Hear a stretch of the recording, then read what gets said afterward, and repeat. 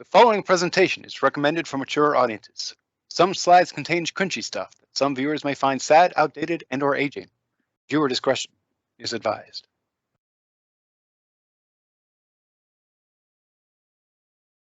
For years, people have done manual tasks of thinking this was their tragic fate, going to the same website, hitting the same buttons day after day, when suddenly they have an unusual and startling experience as their boring workload vanishes, allowing them to focus on more interesting tasks. Hello, I'm Robert Stack. Tonight, we'll learn about RPA, automations that are capable of performing the monotonous tasks of your day-to-day life. We'll answer burning questions, such as, what is RPA? What can it do for me? What is the history of RPA?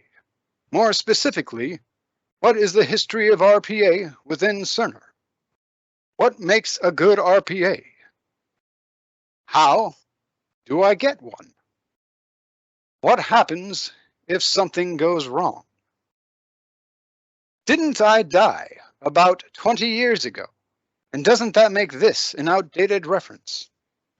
Join me as we discover these answers and more on tonight's Mild Curiosity.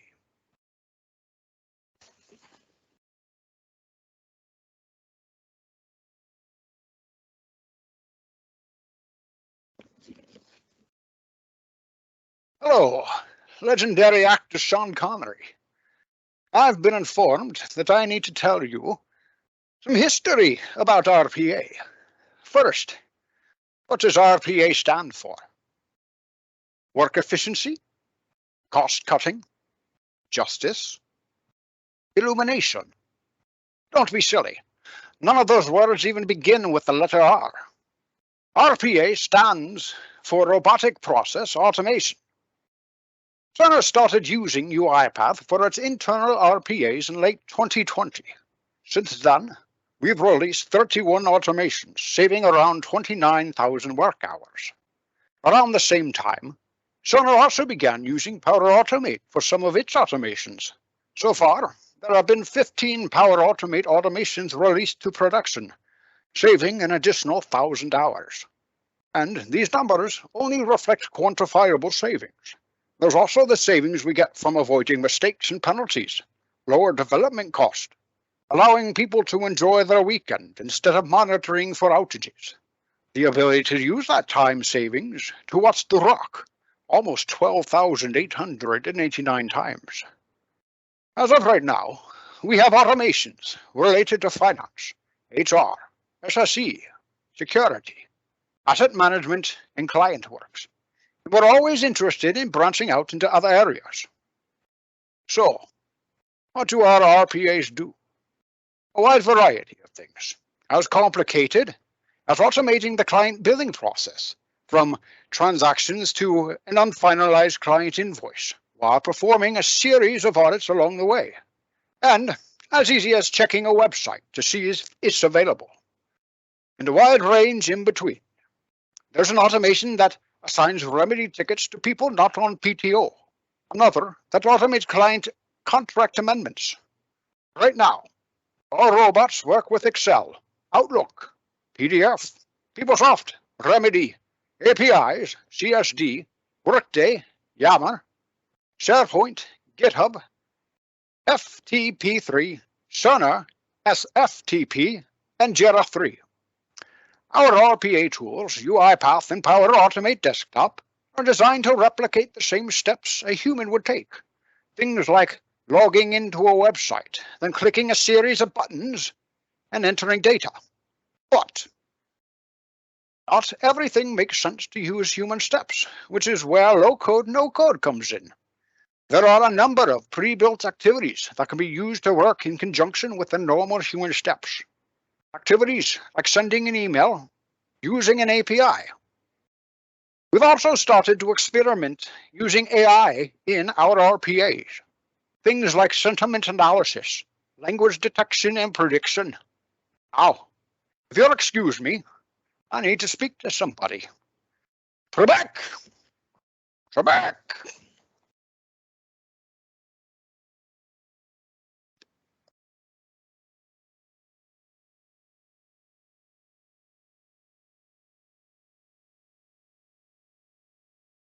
Generic copyright-free Froggy here. So, what makes a good RPA? Well, there are 6 things. There's rule-based, repeatability, stability, accessibility, affordability, astrological compatibility. Oh, I kid. Oh, rule-based. Does the process require a humanoid brain to make decisions, or could animal be trained to do it? If the process has specific steps that don't need human interaction, then it's a good candidate for an RPA. Even if the process would require a human to step in sometimes, well, those instances can be defined. If those instances can be defined, the process can still be a good candidate if the automation processes what it can. And hands off the rest. I know I prefer to let a robot do 80% of something for me. Repeatability. How often do the same steps take place? Well, we can account for some deviation, but the more deviation something has, the more expensive the automation will be to build and maintain. Stability. Do we know if the process is going to change? Are there any applications used in the process scheduled to change?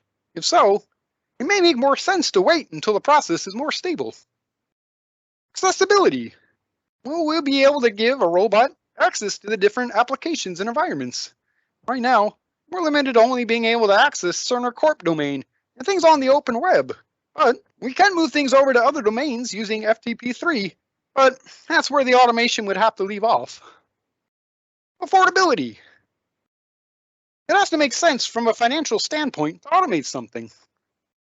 If a process is going to save 30 hours in a year, but takes 180 hours to develop, well, it's probably not going to make sense to build out an RPA if it's only going to be used for a year.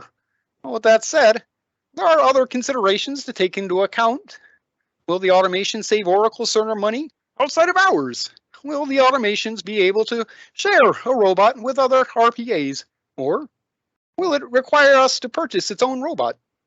Other things that aren't as important but worth considering are how many different applications does a process touch? The more applications involved, the more complicated the automation is, and the more opportunity for issues to develop. Well, that pretty much wraps it up for me. Up next, someone will yell at you for 3 minutes.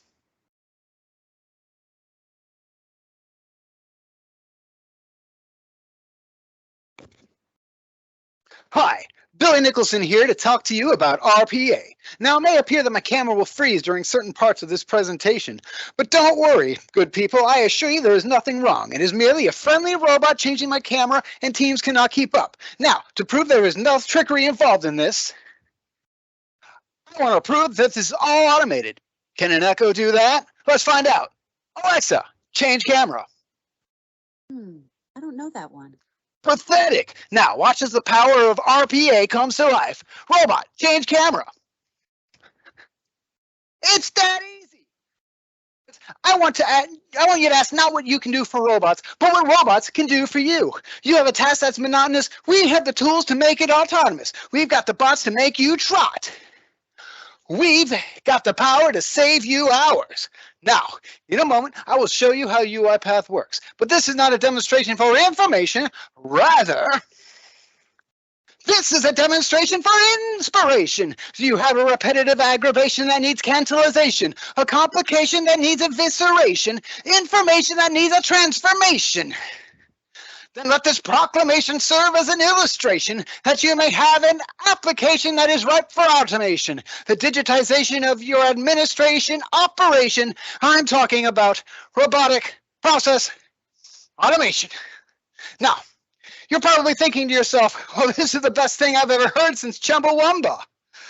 What if something goes wrong and the automation gets knocked down? Well, with your help, we'll make sure it gets back on its feet. We'll send you a report detailing what your automation processed. If there are failures or things that just don't look right, you can let us know, and we'll work together to get them fixed. I know you're saying to yourself, Wow, Billy, I'm sold. How do I get my own RPA? Well, there are 2 ways to get an RPA built for you. Have us do it, or if you have a few automations you'd like done, join our federated model and we'll help you do it yourself. Either way, we'd like to hear from you. To order, email us at artconnolly@sonar.com. artconnolly@sonar.com. Ha!